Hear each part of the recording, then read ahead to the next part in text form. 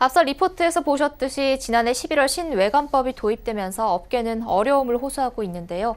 기업 경영의 투명성을 높이려는 취지는 이해하지만 당국이 보완해줘야 할 부분이 있다고 목소리를 내고 있습니다. 관련 내용 증권팀 이소영 기자와 알아보겠습니다. 안녕하세요. 안녕하세요. 네, 이 기자, 이 신외관법으로 최근에 기업들이 많이 힘들어하고 있다고 하는데요. 이 업계는 여기서 좀 더 보완이 되어야 한다라고 주장을 한다고요. 네, 일단 업계는 이 신외관법 도입을 통해서 기업의 회계 투명성을 높이는 것 자체에는 취지를 동의하고 있습니다. 하지만 업계의 요구도 반영이 되었으면 좋겠다라는 의견인데요.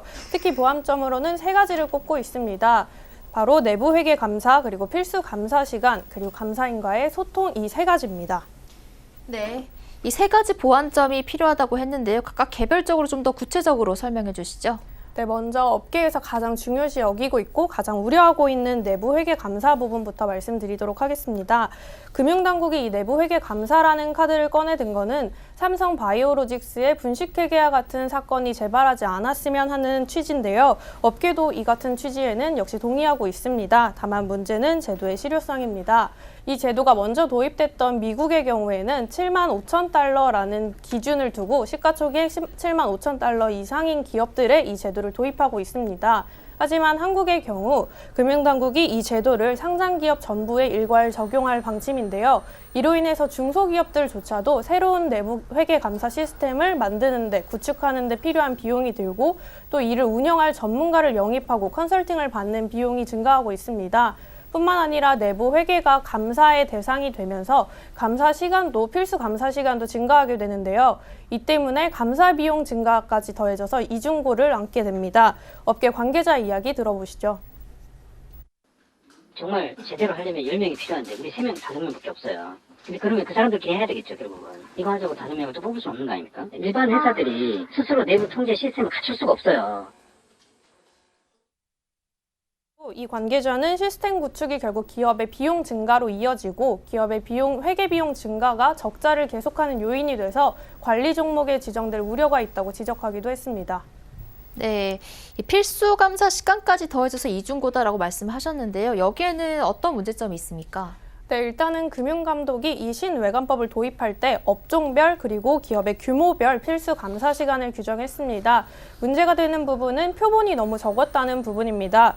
업종의 세분화 또한 표본이 적기 때문에 제대로 되지 않은 건데요. 제조업이라고 규정된 경우에 세분화하면 20개에서 30개 정도로 그 종목이 세분화될 수 있습니다. 하지만 이게 반영이 되지 않으면서 일부 종목, 일부 기업들의 경우에는 필요한 감사 시간보다 더 많은 감사 시간을 할애해야 하고 또 일부는 필요한 감사 시간보다 적은 감사 시간이 할애돼서 기업 금융당국이 원래 취지였던 감사 강화가 제대로 이루어지지 않을 수 있는 상황입니다. 또한 앞서 설명드렸던 내부 회계 감사 시간이 더해진다는 문제도 있는데요. 내부 회계 감사는 필수 감사 시간과 별개의 시간입니다. 따라서 기업이 부담이 더 배가 되는 건데요. 내부 회계가 감사 대상에 포함되면 전체 감사 시간에 대비해서 일정 비율을 또 회계 감사에 할애해야 되는 겁니다.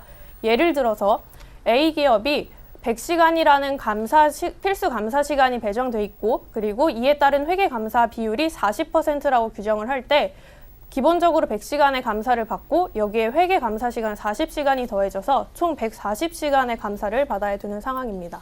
네, 확실히 기업들의 부담이 늘어나고 있다는 게 느껴지는데요.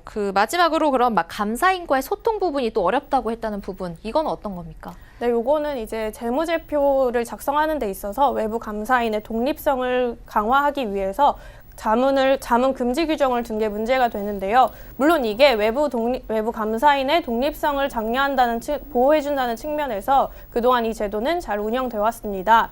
하지만 이번에 신외관법이 도입되면서 감사는 강화되긴데 여전히 이 보수적인 감사인들과 소통이 어렵다는 점에서 기업들이 이 규정을 완화해달라고 하고 있는 겁니다. 감사가 강화될 때 정작 감사인이 자문을 받지 못하게 되면서 감사 보고서가 나올 때까지 본인의 감사가 어떻게 진행되고 있는지 깜깜이 상태가 되는 겁니다. 네, 이 기자가 취재를 하면서 업계나 시장 이야기 많이 들어보셨을 텐데요. 뭔가 공통적으로 좀 강조하고 있는 부분이 있었다면 어떤 게 있습니까? 네, 일단 가장 강조하고 싶은 부분은 저희가 앞서 말씀드린 것처럼 세 가지 보완점이 필요하다고 말을 하긴 했지만 업계도 시장도 모두 이 신외관법이 도입되는 방향은 올바르다, 바른 방향이다라고 생각하고 있는 건데요.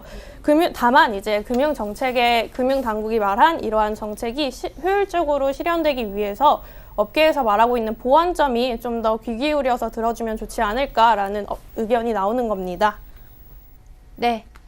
이소영 기자와 신규 외관법에 대해서 자세한 내용 살펴봤습니다. 말씀 감사합니다. 감사합니다.